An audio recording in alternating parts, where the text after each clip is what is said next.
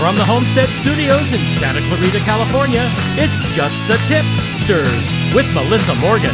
Girl crush. If you've got a tip for Melissa, a phone number you found in an old Palm Pilot, an address you noticed in an old Rolodex, why on earth you still own a Palm Pilot and a Rolodex, anything, tell us about it by calling the Tipster hotline at 832-TIPSTER. That's 832-847-7837, or just send an email to jttipsters@gmail.com. You just might hear your tip on the podcast. And now here's your host. Just like Shaft, she's a bad mother shut your mouth, except she ignores the shut your mouth part. Melissa Morgan. More cowbell. I am a bad mother. Shut your mouth. And you shut your mouth. I don't always ignore. I mean, I might sometimes ignore. Sometimes occasionally. the whole thing comes out, the whole phrase. Yeah. Yeah. I've never been one to mince words, you could say, I guess. Right. Yeah. Well, we have a very nice guest this time that I'm not, and you didn't violate the the curse word ban because she's a polite human being, and I didn't want to offend her. And she was very polite. Yes. Yes, she is my girl crush, which I will get into in just a moment. But what I want to do is say thank you up front to our new YouTube subscribers, Anna, Raymond, and Suzanne. I want to say thank you to Tipster Richard, who wished producer Mark a happy birthday because they share a birthday. That was very nice. Along with Barack Obama and the date that Lizzie Borden may or may not have killed her parents. That's dubious, that last one. Not so sure that I was happy about that, but Yeah, well, we do what we can, right? Mm-hmm. I wanted to thank Tipster Larissa for the sweet review, and she is a neighbor. And the sweetest thing, her review is entitled Awesome Show. I've had the privilege of meeting Melissa and Siren, her pup, during their walks. Admittedly, I was in love with Siren before the show. However, I should have known that such a cool dog would have an even cooler owner. And sure enough, Melissa has proven this time and time again, both in person and through the show. This is an awesome podcast, and Melissa's storytelling abilities makes it all worthwhile and keeps you hooked. She and Mark have a fun relationship, and their chatter adds a sweet, loving tone to the show. I wholeheartedly recommend this podcast. Thank you, Tipster Larissa. Thank you. And Siren Marie Morgan Humphreys is who she is. I got nothing to do with it. She is just the mayor of Santa Clarita. Evidently, yes. I mean, everyone loves her. I didn't even tell you on her walk last night, a gentleman named Jim who was like, what a pretty dog. And he came running out of his garage down his driveway. And she just laid down on her back, and he's rubbing her belly. And I was like, she's the town whore. She just loves everybody. Yeah, I mean, she does. And she is, I mean, you met a lot of people, because when I go out, sometimes I walk her in the morning, and people walk up who I've never met. And it's like, oh, Siren. It's like, oh, wow. Yeah, she's the mayor. I'm telling you, she's the mayor. Okay. And producer Mark has proved himself to be a wonderful detective, and he has found out the identity of Rachel98, the reviewer from last week. Yes, I was losing sleep, and I should have realized who it was. But she wished me a happy birthday on Facebook, and it's Tipster Ray, who has been listening to the show for a while now, and she's right. Everything she said in her review is correct, and I can't believe I didn't remember. And so thank you, Tipster Ray. We are grateful that Tipster Ray listens to us on her walks, and it's fantastic the way people have been in your life and come back, and we're grateful to Tipster Ray for her review too.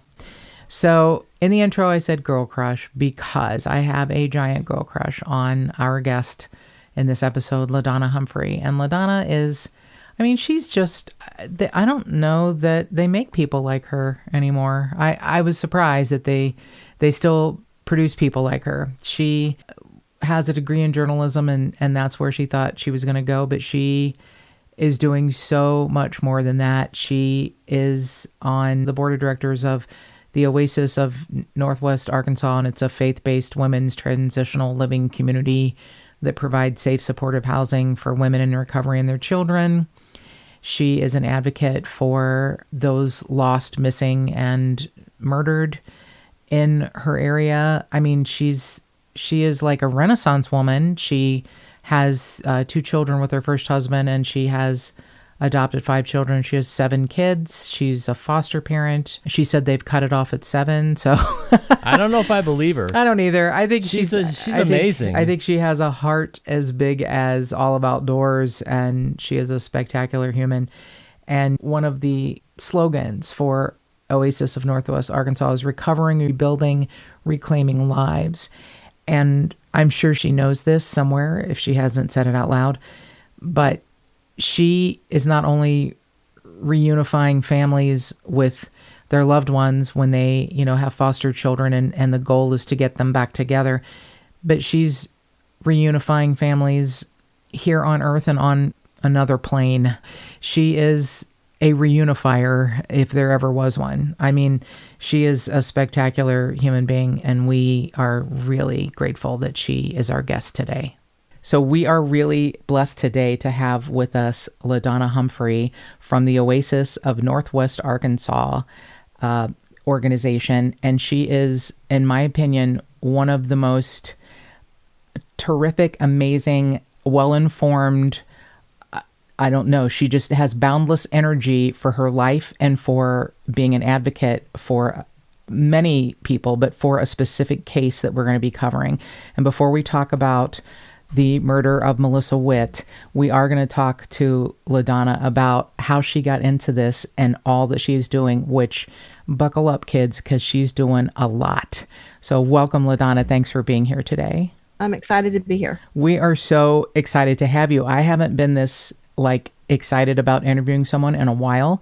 And when the amazing Suzanne, who is an Arkansas native, sent me Melissa's story, I was like, oh my gosh, this is fascinating. And there are, unfortunately many stories like this across the country, but it was a fascinating story when she sent it to me. And even more fascinating to me is you. So tell us about, before we get to Melissa's case, tell us about what you do with Oasis of Northwest Arkansas. Oh my goodness, such nice things that you've said. Thank you very much. I'm very flattered. I'm the executive director of Oasis of Northwest Arkansas. I've been with this agency for 3 years, and we serve women in recovery and their children. And we do that through a couple of ways. One is that we provide safe and sober housing on our campus for women and children. And we take children over the age of 5. And I bring that up because most transitional living homes in our area do not take children, and they certainly don't take them over the age of 5. And so we'll take those kiddos all the way up to age 14 so they can be with their moms. And then we just provide resources to help these women rebuild their lives. We serve several hundred women a year in our program, and I'm just incredibly passionate about helping women rebuild, helping them get past the things that have weighted them down for so long. So it's something that I love, and I'm just blessed to be a part of it. You were married and you have 2 children, and you end up getting divorced, and you marry your second husband, who was your childhood sweetheart. And then you and your husband end up fostering children and adopting children. And I mean, you have already changed so many lives. So you now have 7 children? I do. I have 7 kiddos ranging from age 4 to 23. I've had them in diapers and in college. So, and people have said before, oh, that's such a wonderful thing. You're changing their lives. And maybe that's true to some degree, but I think they've changed ours. It's been sure. Much of a blessing for us. But we think 7 is the perfect number, so we will not be adding to our family. Your house must just be the most beautiful version of chaos ever. That is a wonderful way to put it. So I'm going to start framing it that way because, it is chaos, but it's wonderful. It's a really good life. I mean, nobody's life is perfect, obviously, but we're really happy here. We live outside of city limits, and so the kids have lots of area to play, and we have chickens and pets and animals, and so we're trying to give them a good childhood. So it's a blessing. It is a gorgeous thing. So thank you. So we get to Melissa Witt's case, which is heartbreaking. It's not, unfortunately, as unusual as we would like it to be, because you have found connections and similarities in more cases than I can even imagine. But I believe everyone has one case, and I don't know who everyone is, whether it's people in law enforcement or people that host podcasts or people that write books. You have one case that is just different. It lands on you differently. No matter how many times you try to take a shower, you can't wash it off. It's just going to be with you. It's in your cells, in your blood, in your DNA. So tell me how Melissa Witt's case became that for you. It's an interesting story, and it almost gives me chills, just thinking about it again. But I had been a part of an organization that I had helped found called Let's Bring Them Home, and my partner, the co-founder, and I had been a part of that for about 10 years. We had, as an agency, absorbed the National Center for Missing Adults. And so, we were spending our time providing resources to families that had, missing adults and didn't know how to respond to those cases. We were helping law enforcement know how to respond to those cases. And the agency was starting to move in a different direction because there were different things happening at that time. We saw the rise of NamUs, a government database, things that really needed to be put in place, but it also was making our services less needed and valuable. And, in any situation with a nonprofit, when you're serving people, you always want to work your way out of a job if you can, if you could solve that problem. And that's what we did to some degree. And so we got the idea that we wanted to do this documentary. I have a journalism background. It was something that just seemed exciting and new, and I'm all about something exciting and new. And so we said, let's look at some missing adult cases in Arkansas. And so we started looking through cases, and of course we came across Melissa's case, and I kept saying, but she's not missing. They found her body, and we just kept looking at her, and people kept suggesting Melissa's case, and I just couldn't walk away from it. It's just something I had always known about because I lived in the area, and I made a phone call to the Fort Smith PD, and we set up a meeting with them. And we just knew after we met with the detectives, I believe at that time we met with the current detective on her case and maybe 3 or 4 of the retired detectives, and just the passion that they had for her case. We came back as a team and we said, this is it. This is the case. We need to see what we can do to help find who killed Melissa Witt. That's a beautiful thing. That is, And the fact that you spoke with the PD and their passion, leaked over into you, that's even a better story for me, because that's not always the way it goes. It's a lot of times advocates pounding on the counter or the wall saying, listen to me, help me, you need to look at this. But you obviously coalesced as a team immediately. That's great. It's unique. It's something that I don't take for granted.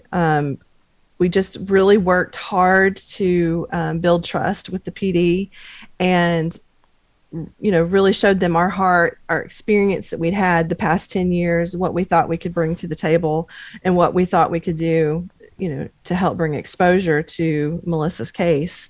And I think the more they began to work with us, the more they began to see that we were trustworthy. We were everything that we had promised them that we would be.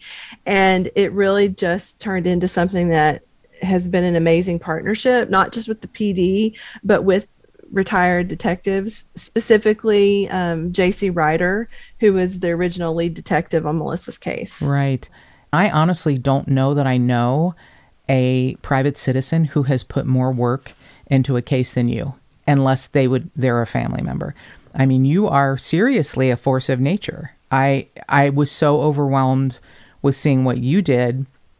As much as I want to make sure we get everything out there about Melissa's case that we can, I wanted to talk about you too, because you're amazing. You're totally amazing. So I found, thank you. It's just the truth. It's just the truth. That's it. I'm not, being complimentary. I'm being honest. So there's a lot of great information about the case and some local things. I guess it's THV11, something called Abnormal Arkansas, and the About You magazine. I guess Janie Jones is the journalist, and there's some great information out there. But I want to make sure that the information we get out there is correct, and I know there's no better resource than you. So let's start at the beginning. I know nobody knows this case better than you. So Melissa Witt is a college student at, I guess it was a community college, but now it's part of the University of Arkansas, Fort Smith. And right. It was originally West Ark Community College, and they changed the name to University of Arkansas at Fort Smith. Okay. And then she was looking toward a degree in becoming a dental hygienist. So she's like this almost perfectly wonderful, normal, beautiful 19-year-old.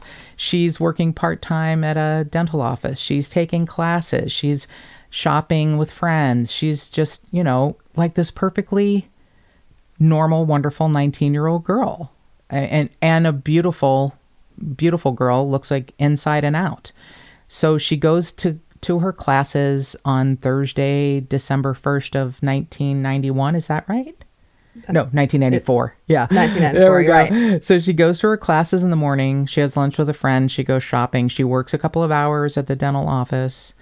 And then I guess there was an issue, like her battery had died. And so she gets a jump start for her car. And that person was looked at as a suspect in case he followed her or something. She goes home and changes clothes.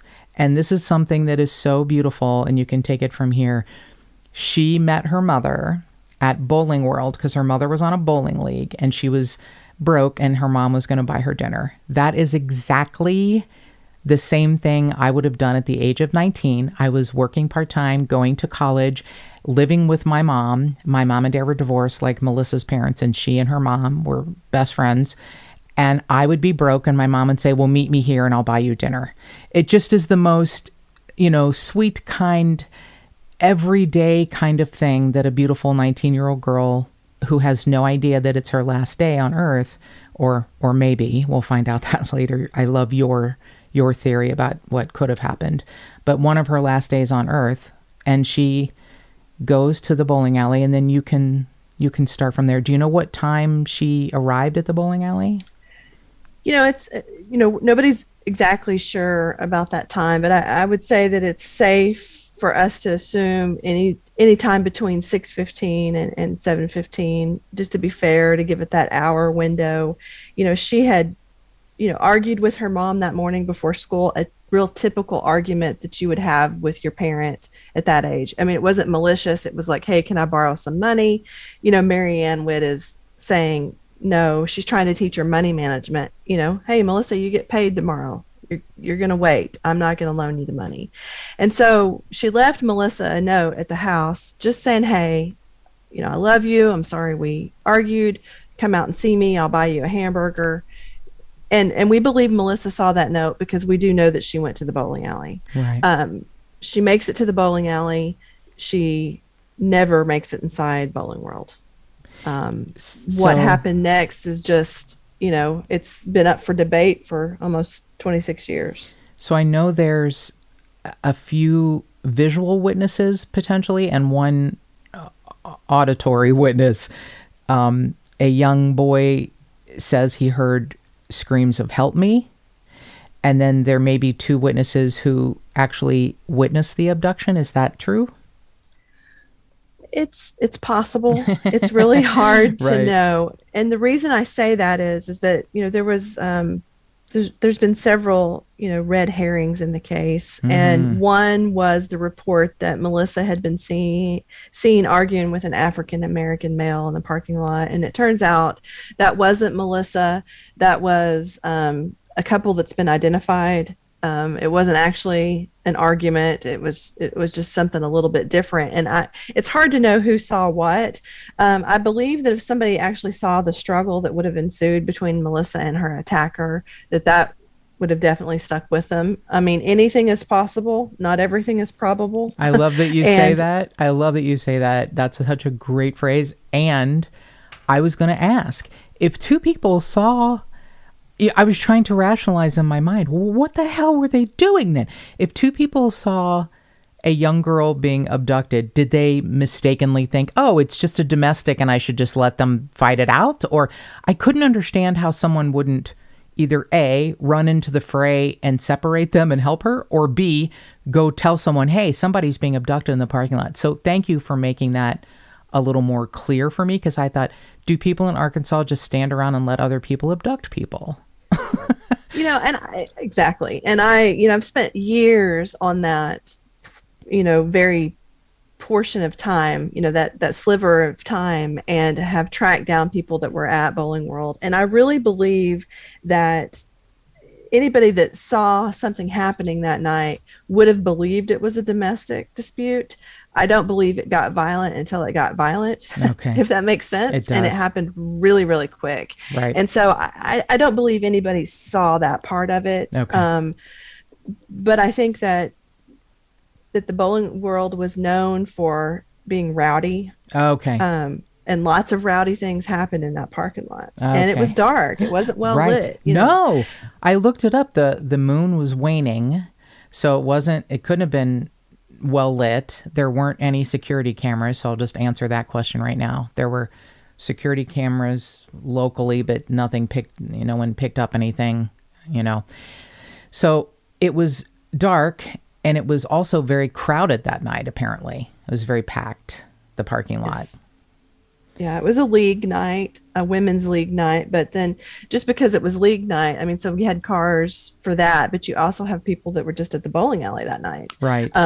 Families, other people that wanted to, either, they're up there playing video games, they're playing pool, they're actually there to bowl, those kind of things. So it was really crowded. Melissa had to park, further away from the entrance than I think okay. she probably wanted to. Thank you for answering that, because I was wondering, how crowded could it have been? Because this is a piece of information you might be able to clear up for me. It's almost in everything I've read, that it took a few days to find her car there.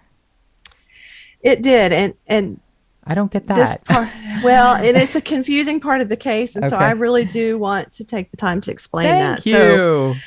So, when Melissa didn't come home that night, so let me back up just a little bit further. When Marianne left the bowling alley that night, she didn't look for Melissa's car. She assumed that Melissa decided not to come to Bowling World because she never saw her. Right. Yeah, she never made it in to the bowling alley at all. Yeah. And it wasn't, she thought, well, hey, maybe she decided to go out with friends or to do something else. Or maybe she's still mad. Yeah. Exactly. And she did not look for her car. She wouldn't have seen it easily because it was so crowded. So she goes on home. She waits for Melissa. The hours are ticking by, and she realizes that something is wrong. Melissa hasn't come home. And she starts calling friends of Melissa's around 2 or 3 a.m. Nobody knows where she's at. And everyone is alarmed because Melissa and her mother were very close. And Melissa would not call. Right. She would not do that to her mom. Right. And so they knew that there was a problem. So Marianne Witt called the Fort Smith Police Department on Friday morning. A patrolman came out to her house to take the report, and this is where the case goes sideways. Yeah. The patrolman takes the report, and he asks a very important question. He asks Marianne, did you have any kind of argument with her? Oh, no. And, of course, Marianne had to say yes, right. and tried to explain that it was just a minor discussion, not even really like a fight. Right. It's a minor dispute. But because she said those words and said, hey, yes, there was this argument, he immediately, he pulls into the resources of his, exactly, into the recesses of his experience and says, I know that this happens all the time. She's going to be back. And just let her cool down. She's with her friends. So he takes that report, and it sort of sits on a desk somewhere because they've seen this so many times. Melissa's mom never thought to go look for her at the bowling alley or look for her car because she'd never seen her there. Right. It was one of those things that was a series of unfortunate events. And So what happened next is that her friends and her family got together. They pooled the resources. They said, we've got to find Melissa. So they spent their own time and money making some missing persons flyers and just distributing them all over the River Valley. And that caught the attention of the media. And the media coverage caught the attention of the Major Crimes Unit. And they said, let me see this file. Let me see the report that you took on this girl.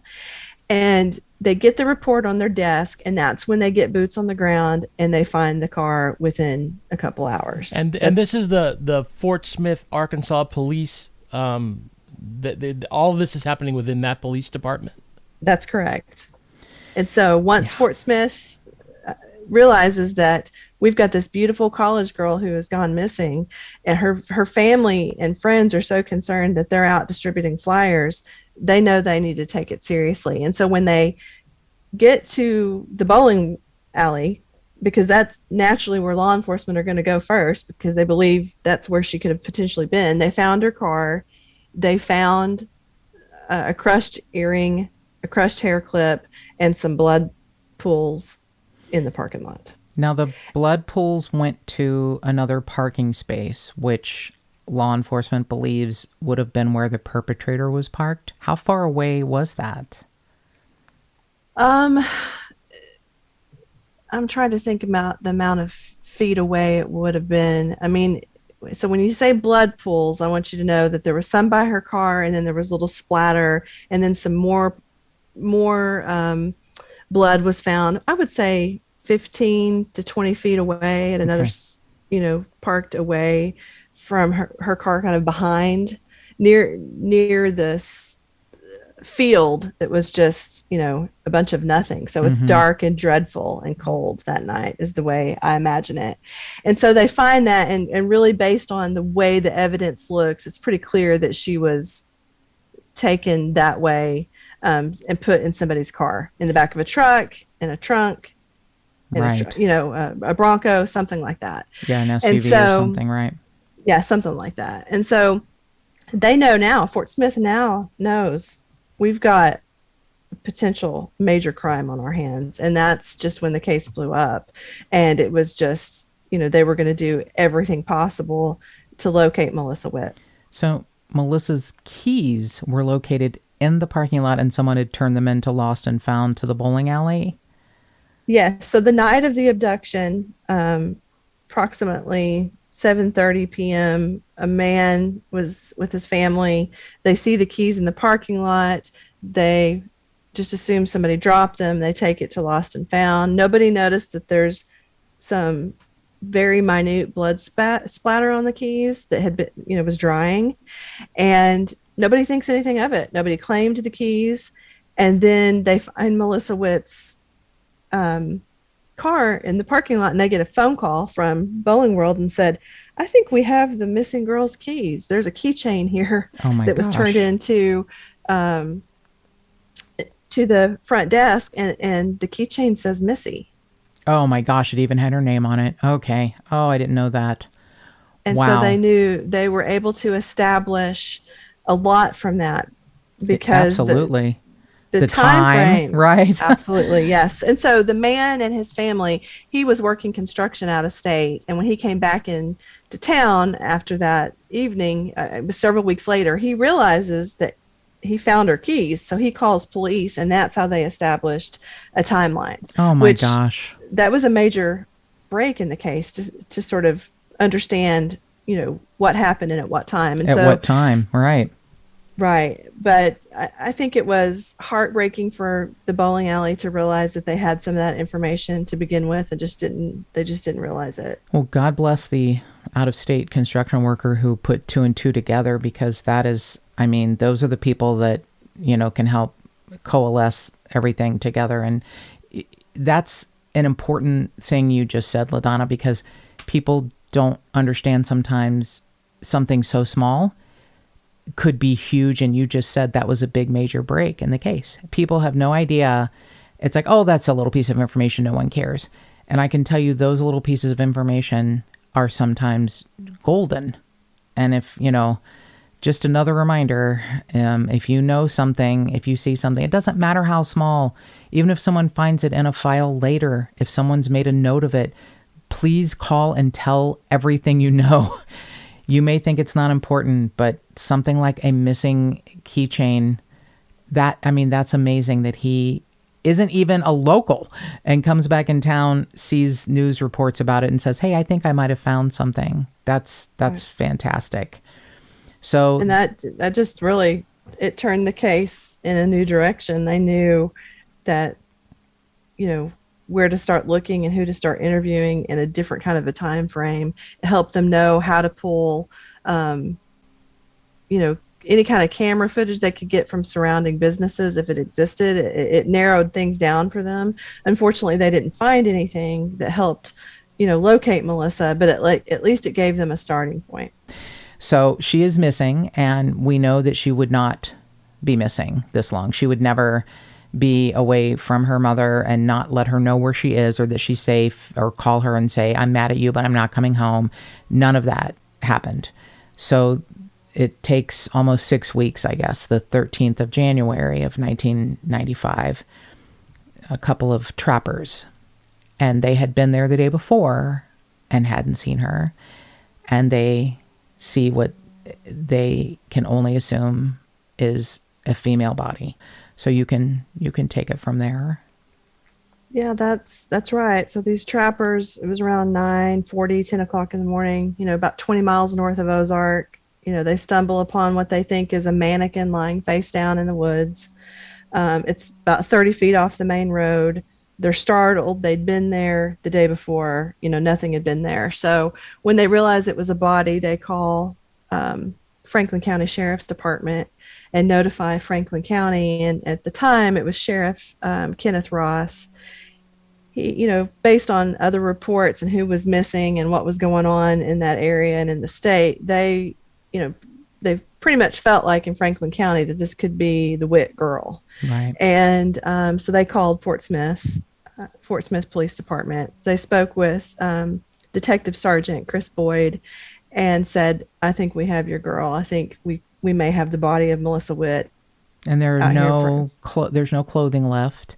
She was jewelry. Completely nude. Yeah, they had taken her jewelry, her Mickey Mouse watch, her other earring.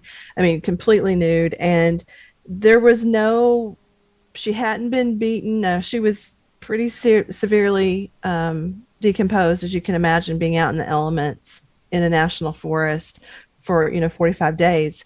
But there was enough there that they could determine that there weren't broken bones. She hadn't been beaten, but she had been strangled to death. And the autopsy revealed that she had died in the Ozark National Forest based on the soil and the leaves and the other things that were found, in her throat, in her airway. Yeah.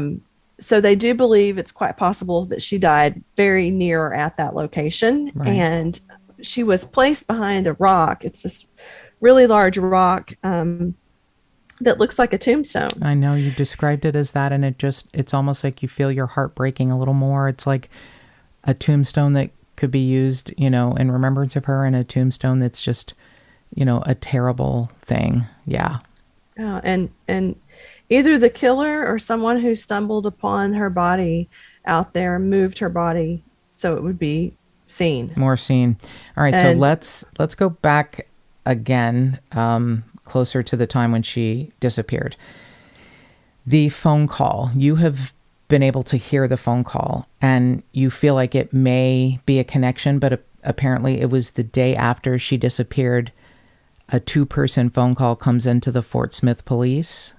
Well, it was the call actually came in just a day or two before her body was found. Oh, okay, good. Thank you for clearing that up. All right. Yeah, no, that's okay. Just a day or two. And it was what they believed to be a grandmother and her grandson, maybe a mom and a son.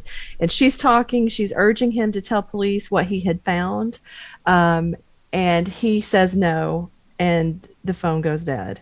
And then, of course, they find her body. And so law enforcement believe this. I believe this. Mm-hmm. I believe that call is directly related to the Witt case. I believe that it's quite possible that someone who stumbled upon her body either had a criminal record themselves, they were scared, maybe they had some sort of knowledge of the crime and they didn't want to come forward, but they had moved her body so it would be found. Okay, now that's interesting. So it may not have been the person who originally killed her, but it could have been someone who wanted her to be found and did something they thought was altruistic but couldn't bring themselves to call the police for fear of either themselves getting in trouble or knew maybe who did it. Or Well, that's fascinating. it's very fascinating. I mean, there's no way to positively say that call is related, but it's pretty, I don't believe in any sort of, coincidence like that. Wow. Now, I see that Fort Smith is in Sebastian County, correct? That's correct. And she was found in what? Franklin County. How far away? It's about 60 miles. Is that right? Right. Yeah, it's about 60 miles from the abduction site is where she was found, which is just really fascinating in and of itself. It's mind-boggling to me. So this young person who may have called, you may have theories of who it was, and I love your idea of why they may not have called. In 1995, is there anything like caller ID when you call a police station? There were police stations that had caller ID. Not every department had it. Not every office within a police station had it, and the major crimes unit did not have caller ID. Okay. And so they didn't even actually get to speak to the caller. It was just left on a voice message overnight. Okay. And when they came in the next morning, they heard it. And I really, what you said is accurate. We can't know for certain because those people have never come forward and said, hey, I made the phone call. Right. But I do think that it's probably fair to say that call is related to the Witt case. And I believe that it's possible those people are still alive, and I would hope that they would come forward. That could be a huge piece of the puzzle. Too. Yeah, exactly. I would hope so too. So I am very fascinated by your theory of the location. I think it's very well thought out and intelligent.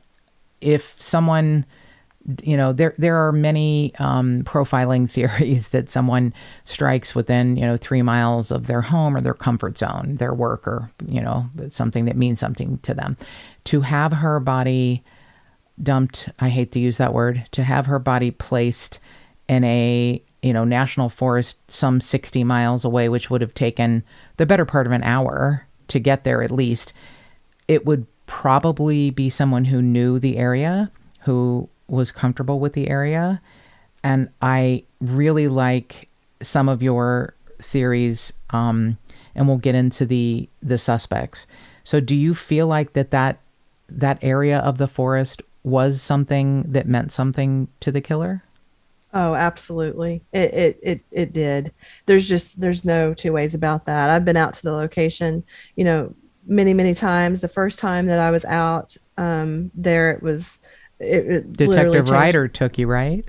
He did. We went with several officers, and it changed my life because you have to know where you're going to. You can't stumble upon this place, and you certainly wouldn't be able to stumble upon it and then get back out. Right. I was going to say, at night there's not a lot of moonlight. It's December. Unless you're driving some ATV, which that would have been noticed, in the parking lot, it wouldn't be an easily, traversable kind of place. Well, no, and it's not safe. I mean, it's a national forest that's known for bear activity and mountain lion activity. It's somebody knew what they were doing, and they felt comfortable that they could get in and out and be unseen or look comfortable, not noticed, and that limits your suspect pool a great deal, almost immediately. I think you're right.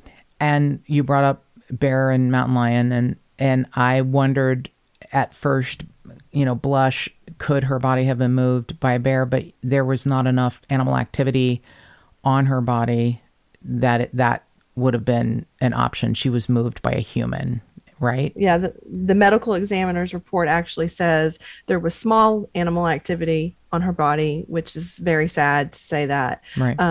but there was no doubt in their mind that a human had actually moved Melissa's body. Right. So I am a little bit of a nerd. I'm sure that's probably coming across, but I looked up the weather conditions in the area. So December 1st of 94 through, I just went ahead and went through January the 15th of 95. In Fort Smith, there was like 6 inches of rain over 12 days, but there were also some warmer than usual temps, like in the 70s. At night, it would get down into like 14 degrees. But in Franklin County, 60 miles away, and the forest, the Ozark National Forest where she's found, it was actually even warmer. Like got up to like 76 degrees during the day. And there was a little bit more rain, like 7 inches of rain, and that was over 14 days. Do you think the weather conditions, good or bad, helped or hindered preserving any evidence on her body? I think it hindered the case completely. I mean, unfortunately for me, I have seen the crime scene photos and video, and I know the level of decomposition on Melissa's body, and it's difficult to talk about. But it definitely sped up that process. Okay. And that and the small animal activity, unfortunately. And the way her body had been placed behind the rock originally, it was kind of like she was folded in half. So, her upper body was covering her legs. So her upper body was greatly decomposed as compared to her lower half that still had that's why it looked like a mannequin from far off, because it looked like a mannequin. Perfect legs. And perfect legs. So, that would also be a factor into the warm weather, because her legs were kind of hidden and sheltered. It's that upper area that ended up, being exposed to the element. So, and it's unfortunate. I mean, I think those things, to some degree, do hurt the case. Right. It definitely doesn't prevent the case from being solved. Right. And I think, I think that there's a killer out there who's, depending on, the predictability of this case slowly growing cold, and people not taking the time to, look through those kind of things. And I think he's counting on the fact that, they're not going to be able to do A, B, and C because her body was in this condition, and he would be incorrect. He would be very incorrect. We're coming for you. That's right. Yeah, we're coming for you. Ladonna's not going to stop, and there are things that change on a daily basis. We are so enthused by the type of labs and the type of testing that are changing on the daily, that things can be figured out, found, that criminals have no idea what's going to come knocking on their door soon. So I do love that you kind of take a left turn in your belief that she may have been kept alive for a while, as opposed to what law enforcement thinks. Now, you both think that she did eventually, die on the forest floor because of the things, the leaves, which is just heartbreaking that she would have inhaled leaves or debris of any kind into her, poor sweet airway and her lungs. So what makes you believe that she may have been alive for a while or kept somewhere? And that will probably lead us into some suspects. So go ahead. I think it's entirely possible that she was kept alive for a day or two. I think that when you look at just the suspect pool, one being someone who was very familiar with the area, whose family ran a church camp that's, a mile and a half away from where her body was found. Right. I think then it makes you start to think, and that does make me take pause, because one of those suspects that's very public is Travis Crouch, and Travis's family worked at that church camp for years. He grew up there. Violent guy, long history of violence, in and out of he's jail. In prison now, right? In Colorado for a very So, similar thing. Yeah, he kidnaps a girl in a parking lot in her own vehicle. He takes her to a remote mountain top. He makes her strip completely naked. He sexually assaults her multiple times. He's very violent. He assures her he is going to kill her. And then, luckily for her, he passes out because he's due taken to, so much drugs. yeah, drugs and alcohol and everything else. And she escapes. She just escapes. And so he is serving prison time. I do correspond with Travis Crouch. Of course, he denies any involvement in the Witt case, but law enforcement really have to look long and hard at him because of his ties to the area, because the crime he committed is so similar to what happened to Melissa. And he's just had this really long history of a violent crime. And interestingly enough, is that he was married to a woman named Melissa. Oh, wow. And they had recently separated. And then all of a sudden, Crouch gets out of jail. He hitchhikes to Arkansas. He's in the area. Melissa Witt goes missing, and then she's found deceased. Yeah, so, I was going to say he was in the area at the time. And I think it's amazing that you are communicating with him, and he is, I guess, denying everything about Melissa's case, but does he admit to any of his other crimes, or does he just deny everything? I've never really outright asked him about the crime that he's in prison for, because I'm going to tell you, it took years for him to even answer my letters. I've probably written, 3-4 dozen letters to him. And he finally, I think, got tired of it. And he finally answered me, because he realized this chick is not going to go away. And so we've had one for tenacity. That's if there's one thing I am, and I would say that's, I am determined. You're tenacious, yeah, for sure. And so he did correspond. I don't know that I completely believe that he can be ruled out. There's not a good, strong alibi for him. I know he's not the favorite suspect right now, right. But I know that until law enforcement can officially say, we can completely rule him out. So I'm going to continue to correspond with him and just kind of see what happens out of that. I would love to see that he has an alibi, but he's yet to provide me with proof of that alibi or with law enforcement.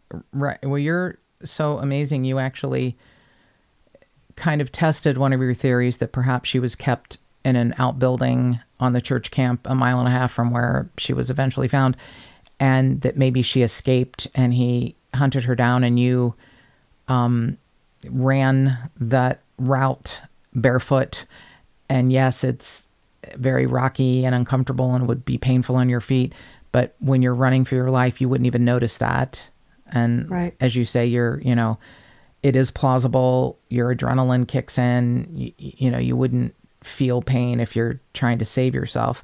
Is there anything in the autopsy that would lend itself to the fact that she may have been kept alive for a while before she died? Is there anything that, can lead to that direction?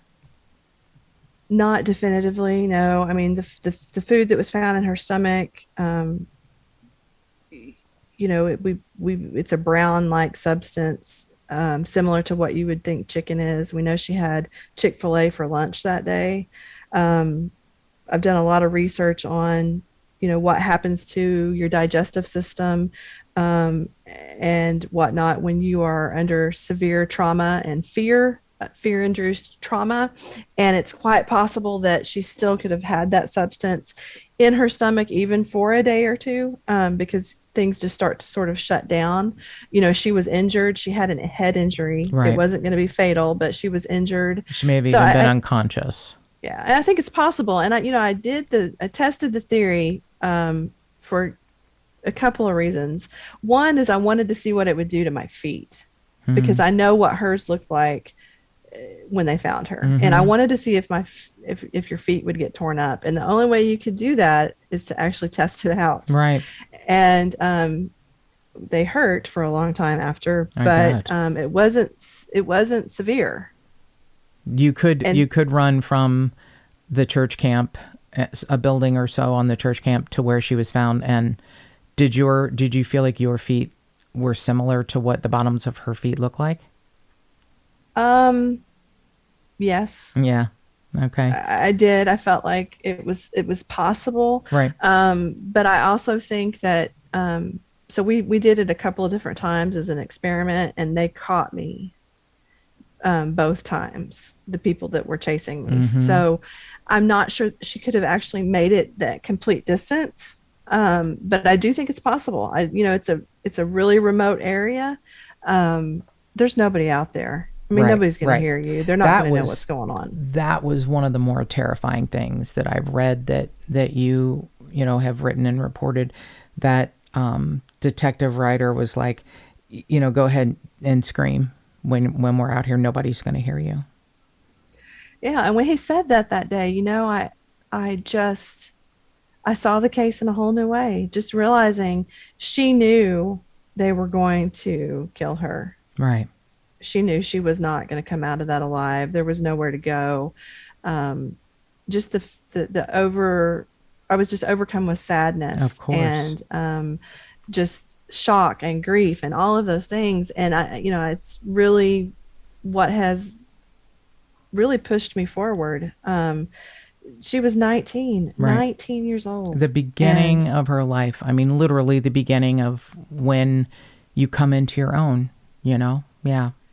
And just, it haunts me, so much so, I've spent time out in the national forest over the last 6 years, dozens of times. I've been out there because of the filming for our documentary. I go out there to pay my last respects. Not only I leave flowers there, and I also leave them at the cemetery. There's lots of reasons I've been out there. But I think that it impacted my life so much that I started having this reoccurring dream. Oh, and your dream it bothers me. Yeah, your dream is overwhelming. That has to work itself out in your subconscious. Why don't you, if you feel comfortable talking about it, why don't you describe your dream? Sure. I wake up, and in my dream, I walk through my house, and I open my front door, and I open my door, and it's a forest. And so I step out into the forest, and I immediately become frightened. Just, you can't explain it. It's just, it's a dream, and you just know that you're afraid. And I turn to go back in the house, and the house is gone.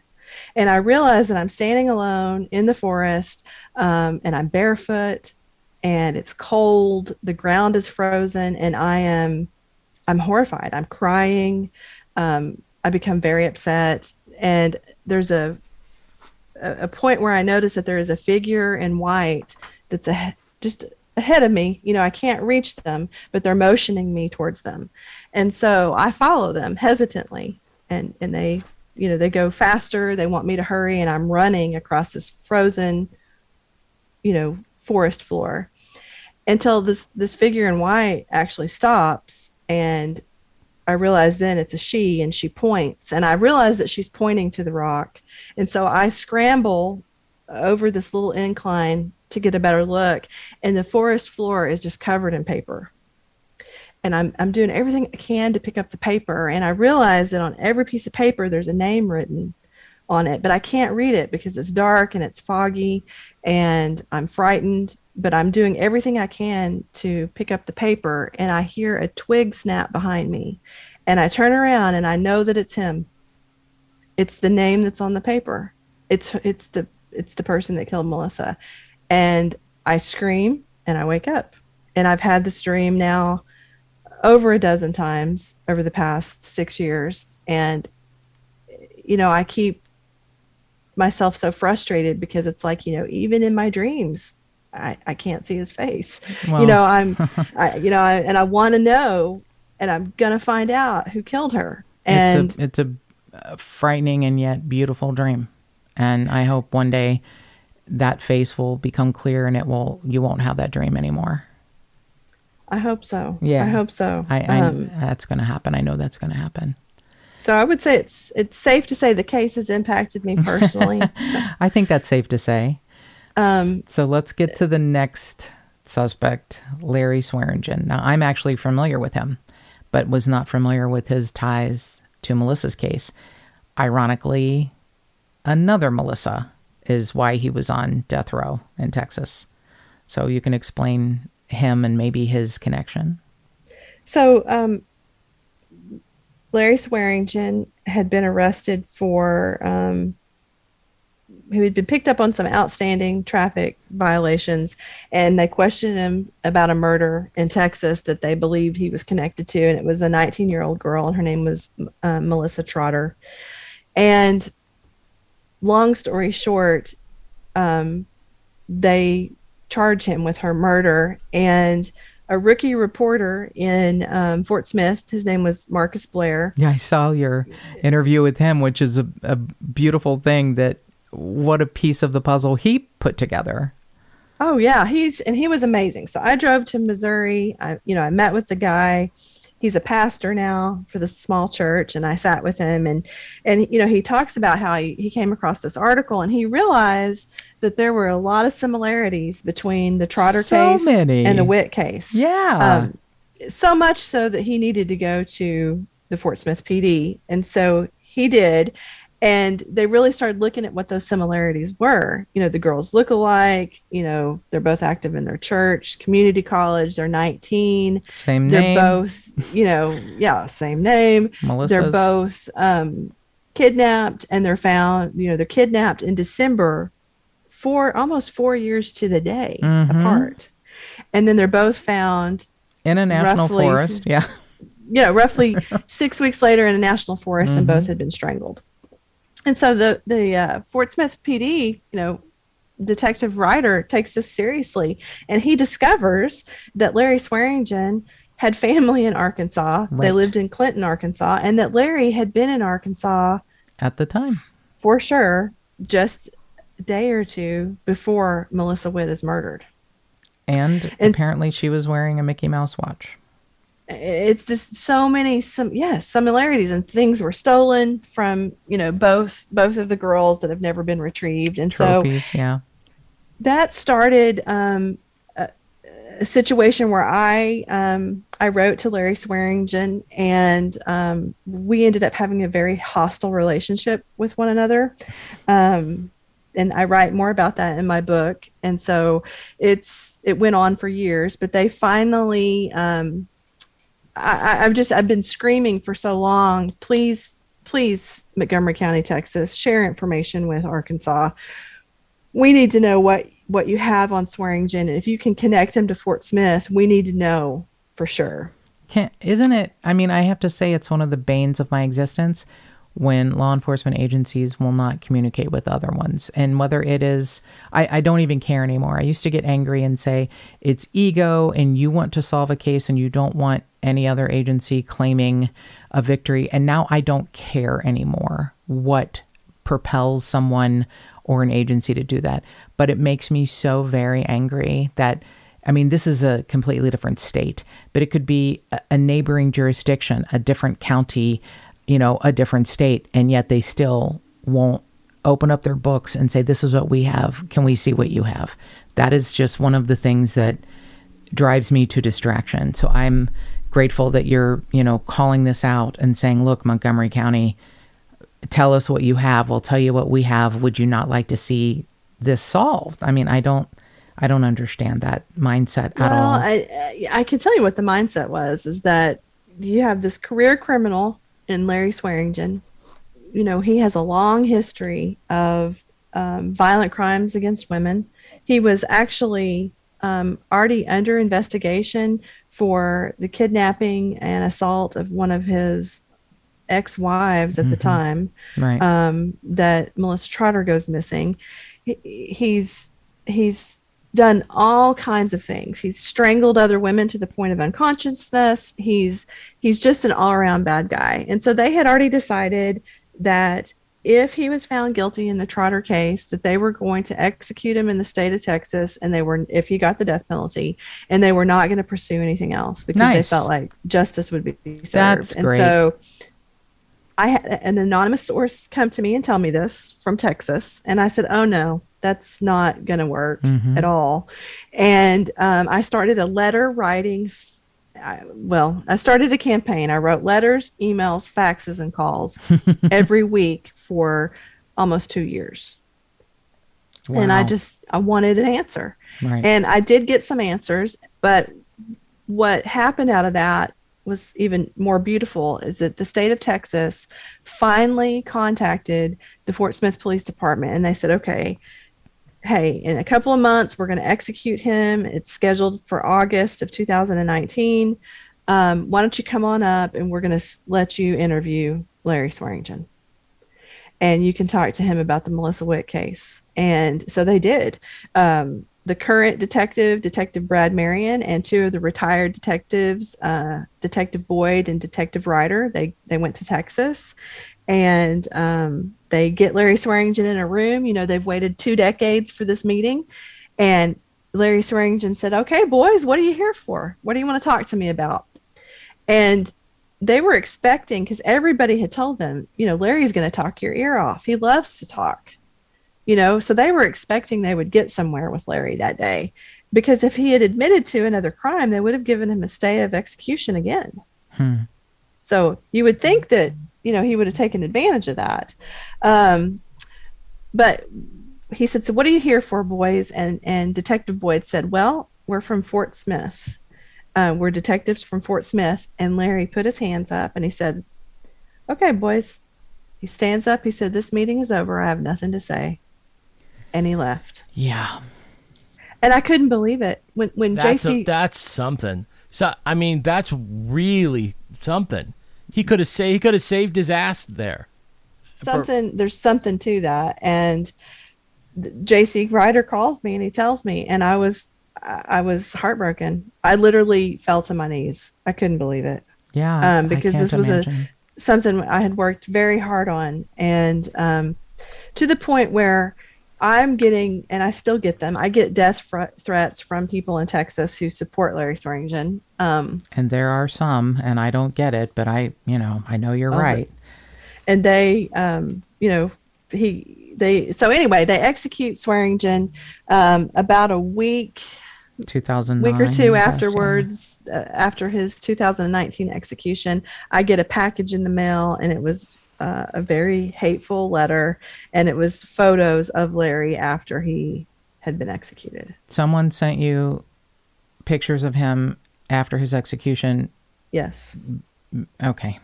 It was horrific, but even in his death, he wanted to make sure that he had someone say their piece to me, and they did. And unfortunately, Swearingen is still the number one suspect in the Witt case. But interestingly, and this is new information that we haven't put out there yet, there was a book that was written by a man that he calls Larry his spiritual brother. Oh, gosh. They'd become very good friends. And in the book, they talk about me.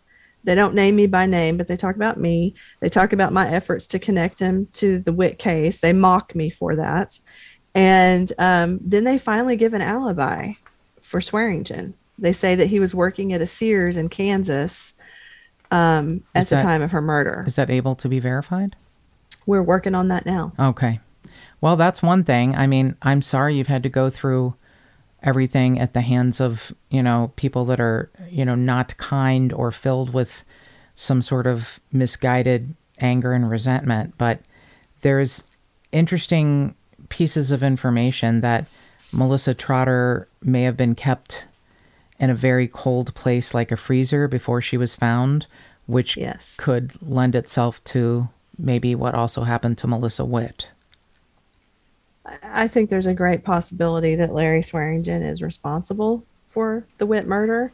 I'll be interested to see the records that come out of Kansas. I'm working on that. One of the things that happened out of my passion for this case is that I became just recently become a licensed private investigator in our state. I love it. And so there's a lot more I can do. And so I'm really determined to get that info, because if we could get to a place where we could say, okay, we can definitively rule him out, we can make that announcement, and we can kind of reassess the situation of who may have killed Melissa. But if we get the records and it doesn't prove anything, it doesn't prove where he was on December 1st, we're really at the same place. He can't be ruled out. So I would say that his hostility concerned me. his hostility towards me, he would have people contact me and email me, and there's got to be something to that. Yeah, to be that propelled by anger, there's something behind it. Yeah, and he's being looked at in some other unsolved murders as well. I'm quite sure. I'm so happy he had a spiritual brother who, took up his cause, of such a lovely human being. I mean, I don't understand that at all, almost as much as a person who perpetrates these terrible crimes.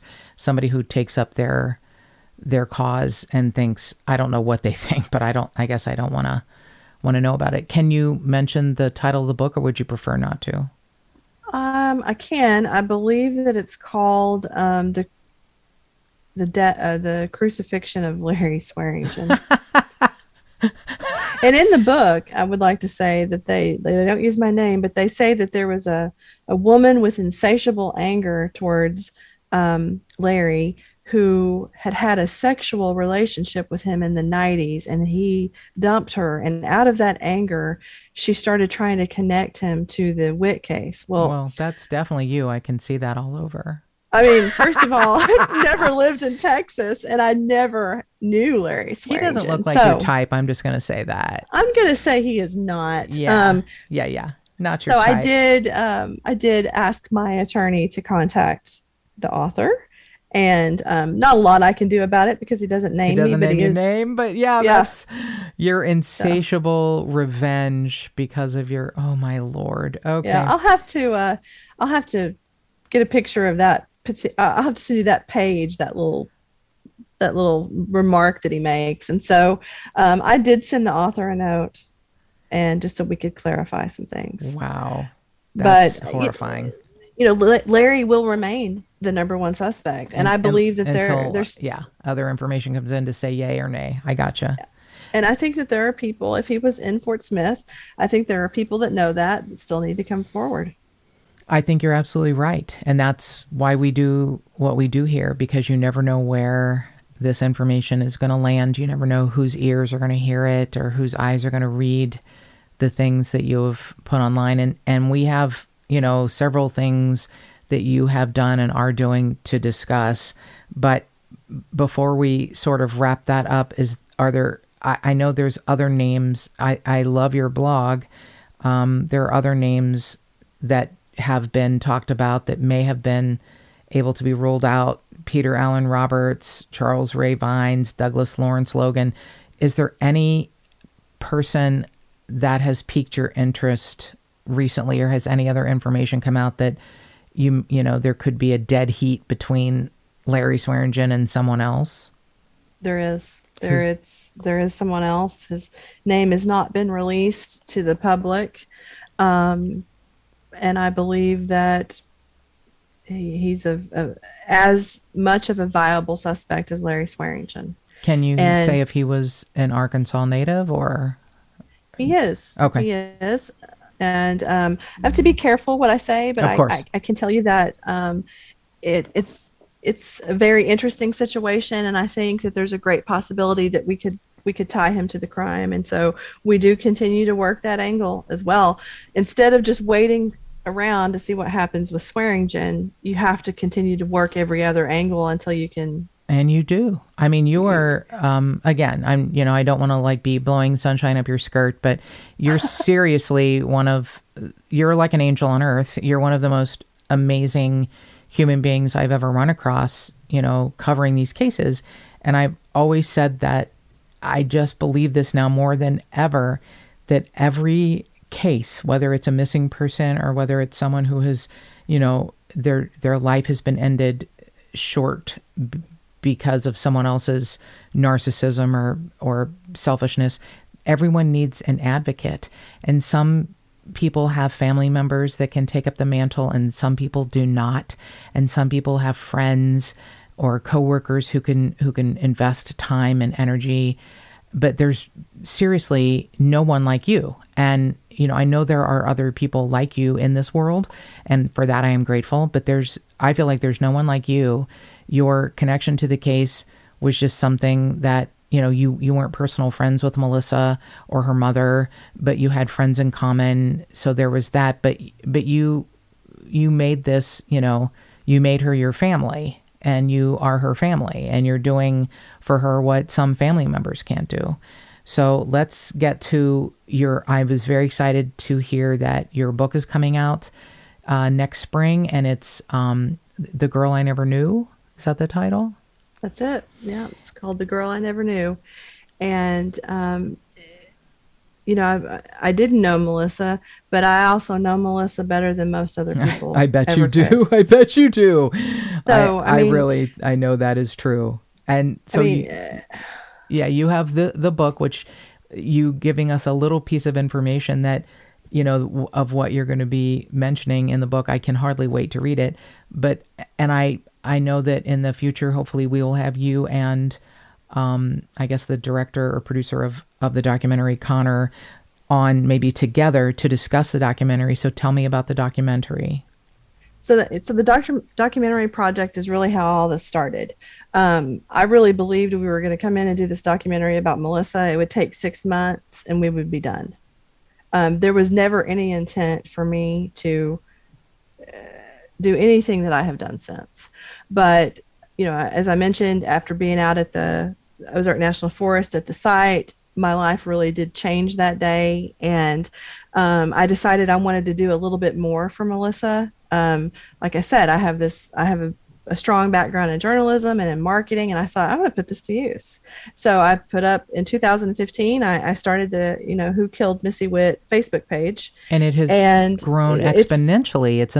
That's something else I wanted to mention. We will absolutely give all of the information for all of the things you have done, the website, the Facebook page. I mean, I honestly do. I've never seen a Facebook page Who Killed Missy Witt Facebook page. I've never seen a page on social media that has grown so large so quickly. I mean, I hope you'll take a moment and be proud of that, because 12,000 people in a group is for a local case that hasn't always gotten national attention unless you're pushing it into the forefront. It's spectacular what you've done and what you're doing. I am proud of that. I am, because I have worked extremely hard for that. And people ask me, I have other advocates that will contact me and say, how did you do that? Yeah. And it's really about storytelling. And I've always tried to tell this story from a very personal aspect. There's all kinds of things that you'll read about on that page, things that I've personally experienced, things that we've shared from the media that wasn't out there on the internet yet. And so people just took an interest. And I think it's helped her case. We primarily receive almost all of the tips in her case at this point. And we turn those over to law enforcement. They trust us. They know that, we're not trying to, play cop ourselves. No, you're a conduit. That's their job. Yeah. You're an open conduit that's taking in the information, which we will give the 800 number, the Facebook page, your website, all of the places that people can contact you to give you information. So tell me about the documentary before we wrap this up. And is it already finished? It's in editing right now. Okay. It's called Uneven Ground, the Melissa Witt story. I'm not in it. Connor's not in it. It's truly just the story that we tell. Right. And we are going to run the festival circuit first. And we are in negotiations with some national platforms to be able to launch the documentary. We don't really know what we're going to choose or what's going to happen, or, as I like to say, what the universe is going to choose for us. But we're just going to get that message out there. And so that will be happening in the next, in the coming months. It'll be before the end of the year that's finally released. And, it's been a labor of love. It's expensive to film a documentary, and I've paid for all of it out of my own pocket. And I don't want anything in return. If there's anything that's to be had out of this documentary, we're going to do several things. One is that we will add to the scholarship fund for Melissa that's in Fort Smith. There's a scholarship at University of Arkansas Fort Smith for students that want to pursue a dental hygiene career, and so we would give to that. We were going to help in some other cases. I started a nonprofit really based on what happened to Melissa. It's called All the Lost Girls. And we focus on, as an agency, we focus on cases that are just like Melissa's. Well, you are seriously a force of nature, and you're an amazing human being. And I couldn't be more delighted to have found you. And I couldn't be more happy that you are the person who is pushing so forward with Melissa Witt's case. I mean, I'm quite sure she's looking down and thinking, thank God for Ladonna. I'm quite sure of that. And I know there are others that are, I'm sure, doing that too. The fact that you're now a licensed PI just makes me giddy. I'm so happy that that's a thing that you're doing, because you do so many things already. It's just one more beautiful tool in your belt. So I really, you're kind. I'm not. I'm just honest. I'm not kind at all. I'm very honest. Well, I appreciate that. And, my personal faith is, and I don't always talk about it openly, but my personal faith is that, I am a Christian. And so my faith and beliefs aligned just the same as Melissa's. And so I often joke, I'm serious about it, but I joke about it too, because if I don't find it justice for her on this side of heaven, I am going to tell her. I do feel like someday I can say to her, girl, I tried. You did. I really tried. And she knows that. She knows that. But it would be nice if you get to tell her in whatever form that happens. But you don't even have to. I think you wouldn't even have to say it. She knows. She absolutely knows. And I know she's grateful. And boy, are we grateful that there's someone like you. So thank you so much, Ladonna Humphrey, for being with us today. And I know we're going to be talking to you more. Well, thank you. Thank you for this opportunity. It means so much to me. And I know that we'll have a great impact on Melissa's case. So thank you for what you do. And thank you for your time today. As you can hear, there is so much passion in Ladonna Humphrey's voice and her heart and her soul and her mission. She is truly a force of nature, and she has so much information on Melissa Witt's case that you can find in many places, and we want to give you that. She has a Facebook page, Who Killed Missy Witt. She has a blog, whokilledmissywitt.com, and it's WITT. She has a tipster hotline that she maintains, and all information goes directly to the Fort Smith PD that she is intimately connected with, and they all know that this information will get to them in the absolute perfect way it's supposed to. So if you happen to know anything about the Melissa Witt case or any of the people we discussed in this episode, please call 1-800-440-1922. And more cowbell. And if you'd like to support this podcast, go to patreon.com/justthetipsters.